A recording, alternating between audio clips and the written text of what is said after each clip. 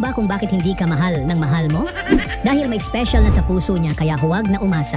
Okay? Pero kung gusto mo ipilit ang sarili mo sa kanya, sundin mo ang mga tips na ito. Baka sakali magkamali siya sa'yo. Kaibiganin mo siya, makipagkaibigan ka sa kanya at makipag-ugnayan ng natural at totoo, huwag plastic at OA. Kapag naging kaibigan mo na siya at nakakapag-usap kayo, pakitaan mo siya ng mabuting asal.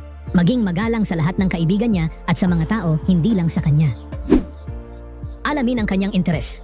Kung ang interes niya ay manood sa mga vlogs ko, aba wala ka nang magagawa kundi panoorin rin ako. Joke lang po. Kapag nalaman mo na ang kanyang interes, huwag mo siya pipigilan. Sabayan mo lang siya sa mga gusto niya para mapalapit siya sa'yo. Makinig sa kanyang mga kwento.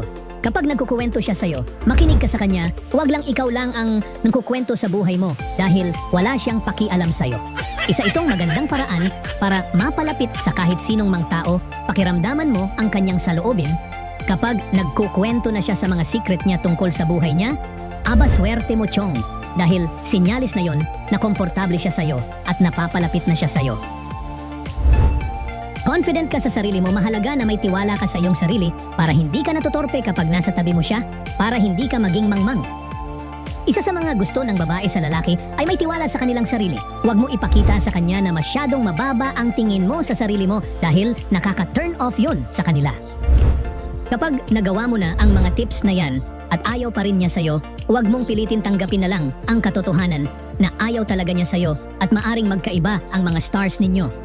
Ang importante ay nagpakatotoo ka sa kanya at tunay ang iyong nararamdaman para sa kanya.